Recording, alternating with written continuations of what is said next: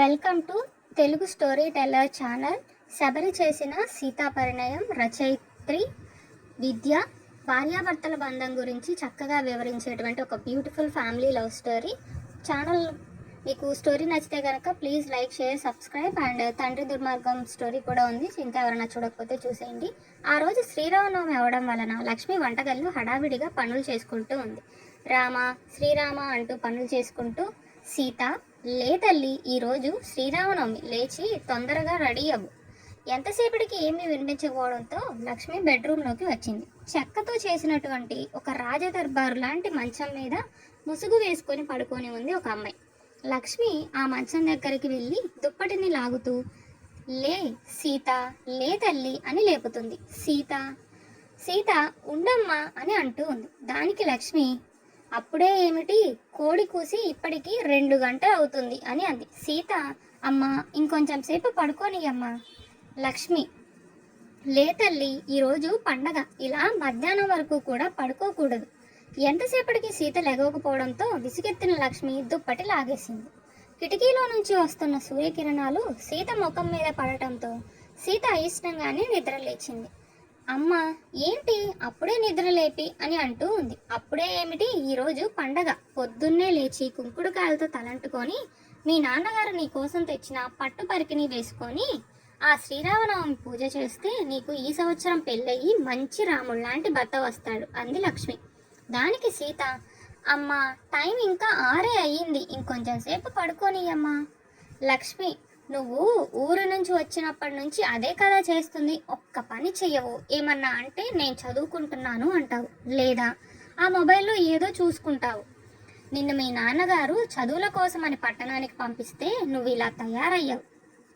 ఇలా కాదు, మీ నాన్నతో చెప్పి నిన్నింకా ఇక్కడే ఉంచాలి. దానికి సీత నవ్వుతూ, మా ఏంటి నువ్వు ఎప్పుడు మరేంటే, ఎంత దూరం వెళ్ళినా సరే మన మూలాలు మర్చిపోకూడదు. పట్టణానికి వెళ్ళి చదివినంత మాత్రాన మన సాంప్రదాయాలు మర్చిపోకూడదు. దానికి సీత, అమ్మ ఇప్పుడు ఎవరు మర్చిపోయారు, ఆ సిటీ లైఫ్ అంతా బిజీ లైఫ్, అలానే ఉంటుంది. సరేలే, ఇంకా లేచి రెడీ అవ్వు. కుంకుడుకాయలు రెడీ చేసి ఉంచాను, కుంకుడుకాయలతో తలక పోసుకొని రా. కుంకుడుకాయలతో తలకేంటమ్మా, నువ్వు ఇంకా కుంకుడుకాయలు వదలలేదా? ఇప్పుడు అందరూ షాంపూ వాడుతున్నారు. ఆ కుంకుడుగాలతో తల కంటే కనీసం 1 అవర్ పడుతుందమ్మా. మా అమ్మ కదూ, నీకు లేచి రెడీ అవ్వడమే కదా కావాల్సింది. నేను ఇలా షాంపూతో తలక పోసుకొని అలా చుడిదార్ వేసుకొని 1 అవర్లో రెడీ అయి వస్తాను, ఓకేనా? దానికి లక్ష్మి, ఈ షాంపూ గింపులు వద్దు, ఈరోజు చక్కగా కుంకుడుగాలతో తల అంటుకొని నాన్నగారు తెచ్చిన పట్టు పరికిని వేసుకోవాలి నువ్వు, అర్థమైందా? దాంతో సీత ఇంకా, అబ్బా చెప్తే వినవు కదా అమ్మ, సరేలే వెళ్తున్నా అని లేచింది. అలా సీత రెడీ అయి బయటకు వచ్చింది. సీత ఆకుపచ్చని లంగా మీద ముదురు కుంకుమ కలర్ ఓణితో ఒంటి నిండా నగలు వేసుకొని కుందనపు బొమ్మలాగా ఉంది. అది చూసిన లక్ష్మి కూతుర్ని చూసి మురిసిపోయి, అబ్బా ఎంత అందంగా ఉన్నావు సీత, నాదిష్టే తగిలేలా ఉంది, అచ్చం ఆ సీతమ్మ వారిని చూస్తున్నట్లే ఉంది. సీత, సరేలే అమ్మా, నువ్వు మరిని, అయినా ఈ సీత అందగత్తే అనుకో అని చిరునవ్వు నవ్వింది. అని సీత లక్ష్మి అలా నవ్వుకుంటూ ఉన్నారు. ఇంకా చకచకా పూజా సామాగ్రి తీసుకొని రాముల వారి గుడికి బయలుదేరారు. పల్లెటూరు కావడంతో సీత సంవత్సరం తర్వాత ఆ ఊరికి రావడంతో దారిలో అందరూ సీతను పలకరిస్తూ ఉన్నారు. ఏమే సీత, పెళ్లి కల నీలో ఉట్టి పడుతుంది, నువ్వెప్పుడు పెడతావు మాకు పప్పన్నం అని అడుగుతున్నారు. దానికి సీత, ఇదిగో చూడత్తా, నీకు పప్పన్నమే కదా కావాల్సింది, ఈ రోజే రా మా ఇంటికి, పప్పన్నమేం కర్మ, నీకు పంచవర్ష పరమాన్నాలతో అన్నం పెడతా. అబ్బో, నీ సిటీ తెలివితేటలు మా దగ్గర చూపించకు సీత, మేము అడుగుతుంది నీ పెళ్లి భోజనం. లక్ష్మి, ఈ శ్రీరామనవమికి ఎవరో ఒకరిని చూసి సీత ముక్కుకి తాడు వేసేద్దాం. దానికి సీత, ఏంటత్తా ముక్కుకు తాడు వేసేది, నేనేమన్నా పెరటలో కట్టేసిన ఆవుదూడను అనుకుంటున్నావా? ఆవుదూడవు కాదే, మేనకోడలా, పెళ్లి చేసుకోవాలి కదా.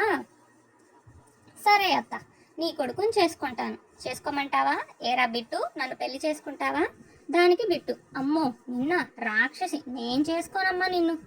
అప్పుడు సీత మేనత్త, వాడికి పట్టుమని 12 ఏళ్ళు కూడా లేవే సీత, లేదంటే ఇప్పటి వరకునా ఎప్పుడో మా అన్నని అడిగి మీ ఇద్దరికి ముడిపెట్టకపోయానా? సరే అత్త, గుడికి వెళ్తున్నాం అని బయలుదేరారు. ఇలా అందరూ కూడా లక్ష్మీ సీతని పలకరిస్తూనే ఉన్నారు. సీత: అబ్బా, ఏంటమ్మా మీ అందరికీ పెళ్లి గోల తప్ప ఇంకో గోల లేదా? అందుకే చెప్పాను నేను ఇలాగా రెడీ అవ్వను అని. ఇప్పుడు చూడు, అందరూ నన్ను పెద్ద పిల్లని చూసినట్లు చూస్తున్నారు. నేను ఇంకా బీటెక్ థర్డ్ ఇయరే అమ్మా. ఫస్ట్ నా బీటెక్ అయిపోయి నేను జాబ్ తెచ్చుకోవాలి, అప్పుడు పెళ్ళి. దానికి లక్ష్మి: సరేలేవే, నువ్వు నేను అనుకున్నట్టు జరుగుతాయా ఏంటి? ఆ టైం వస్తే అన్నీ అయిపోతాయి. అలా దారి పొడుగున అందరినీ పలకరిస్తూ గుడికి చేరుకున్నారు సీత, లక్ష్మి. గుడిలో శ్రీరామనవమి అవ్వడం వల్ల గుడి అంతా బంతి పూలతో, లైట్లతో చాలా చక్కగా అలంకరించి ఉంది. గుడిలోకి వెళ్ళడంతోనే సీత ధ్వజస్తంభానికి దండం పెట్టుకొని సీతారాముల వారి కథ చెబుతుండడంతో సీతాలక్ష్మి రాముల వారి కథ వింటూ ఉన్నారు. సీతారాముల కళ్యాణానికి ఇంకా కొంచెం సమయం ఉండడంతో పూజారి గారు సీతారాముల వ్రత కథ చెబుతున్నారు. ఇంతలో గుడిలోకి రామ్ వచ్చాడు. రామ్ గుడిలోకి వస్తూ ఉండడంతోనే రామ చూపు సీత వైపు వెళ్ళింది. అప్పుడే పూజారి గారు ఇలా అంటూ ఉన్నారు: సీతమ్మ వారిని చూసిన రాముల వారు అలానే మైమర్చిపోయి ఉండిపోయారు అని. ఇక్కడ మన రామ్ కూడా మన సీతను చూస్తూ అలానే ఉండిపోయాడు.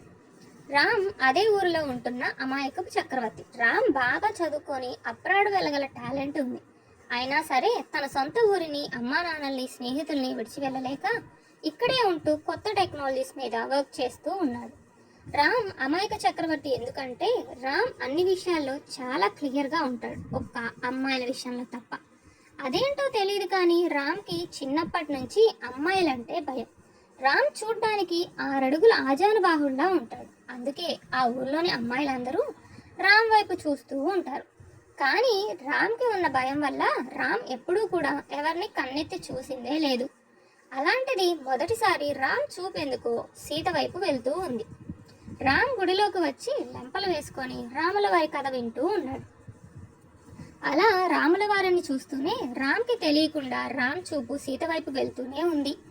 అలా రాముల వారి కళ్యాణం జరుగుతూ ఉండగా ఇప్పుడు రాముల వారి కళ్యాణం కంటే ముందు రాముల వారిని సీతమ్మ సమేతంగా పల్లకిలో గుడి మొత్తం ఊరేగిస్తున్నారు.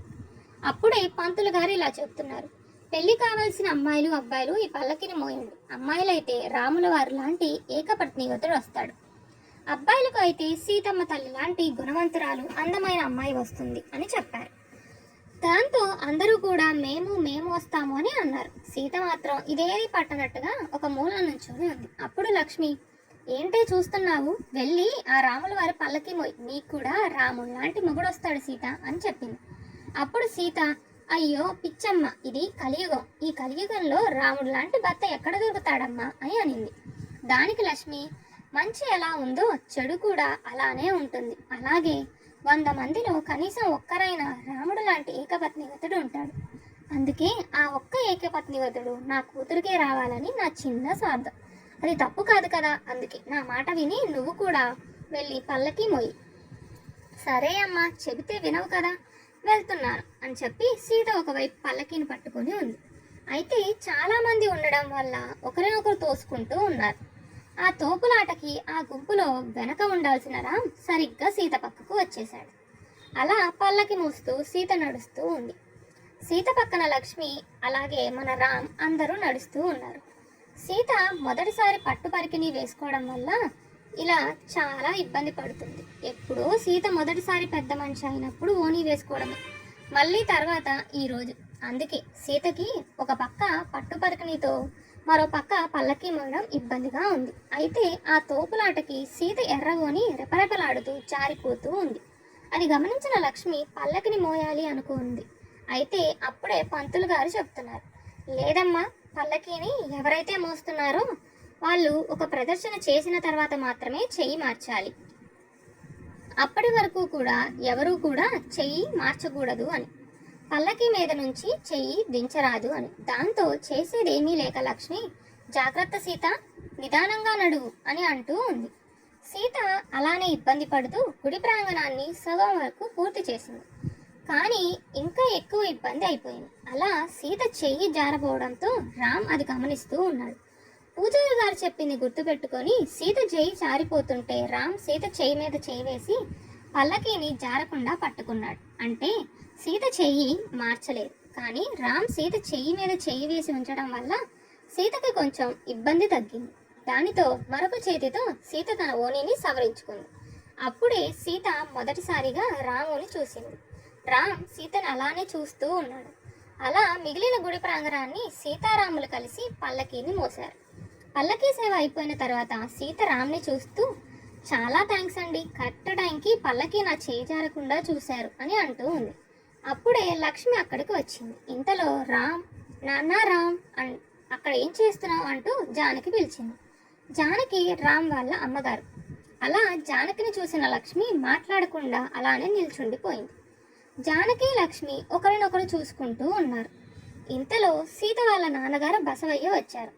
సీత, లక్ష్మి ఏంటక్కడ, ఇక్కడికి రండి అని పిలుస్తున్నారు. రామ్ వాళ్ళ నాన్న గోవింద్ కూడా అక్కడికి వచ్చాడు. అలా బసవయ్య, గోవింద్ ఒకరినొకరు కోపంగా చూసుకుంటున్నారు. ఇంతలో ఆ ఊరిలోనే పెద్దదైన కాంతమ్మ అక్కడికి వచ్చింది. ఏరా బసవ, గోవింద, ఏంటర్రా మీ గోల?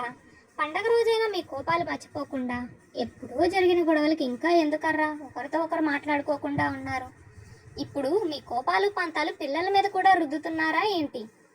కాంతం ఊరిలో వాళ్ళందరూ శబరి అని పిలుస్తూ ఉంటారు, ఎందుకంటే ఆ ఊరిలోనే పెద్ద ముత్తైదువు కాబట్టి. దానికి బసవయ్య, అది కాదు శబరి అని అంటూ ఉండగా, ఆగరా బసవ, మీకు అన్నింటికీ తొందరే. ఏమే సీత, పట్నం నుంచి ఎప్పుడు వచ్చావు అడిగింది శబరి. వచ్చి 2 రోజులు అవుతుంది శబరి, నువ్వు నాకు కనిపించనే లేదు అంది. దానికి శబరి, నేనెప్పుడు నా శ్రీరాముడి పూజలోనే ఉంటాను. అలా శబరి రామసీతలను చూస్తూ, బాగున్నారా, మిమ్మల్ని చూస్తుంటే నాకు నా సీతారాముడిని చూసినట్టే ఉంది అంది. దానికి బసవయ్య, శబరి ఏం మాట్లాడుతున్నావు నువ్వు అన్నాడు.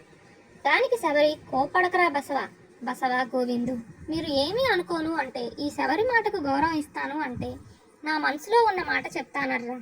ఈ శ్రీరామనవమి రోజు ఈ సీతారాముల్ని చూస్తుంటే నా మనసులో ఒక కోరిక మిగిలింది. మీ పగలు మర్చిపోయి పిల్లలిద్దరికీ పెళ్లి చేస్తే చాలా బాగుంటుంది. దానికి బసవయ్య, గోవిందుడు, ఏం మాట్లాడుతున్నావు శబరి అని ఆశ్చర్యపోయారు.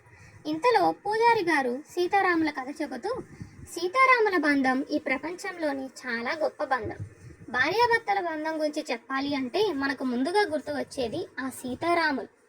ఎందుకు అనుకుంటున్నారు? సీతారాములు ఏకపత్నివతుడని మాత్రమే కాదు, వారిద్దరూ వారి బరువు బాధ్యతలు ఎప్పుడూ కూడా సమానంగా పంచుకున్నారు కాబట్టి. రాముడు అరణ్యాలకు వెళ్లాల్సి వచ్చినప్పుడు సీతమ్మ వారు అంతఃపురంలోనే ఉండాలి అనుకోలేదు. రాముల వారు ఎక్కడ ఉంటే అదే నాకు అంతఃపురం అని చెప్పి రాముల వారి భారాన్ని తను కూడా మోయాలి అని చెప్పి సీత రామయ్యతో అడవులకు బయలుదేరారు.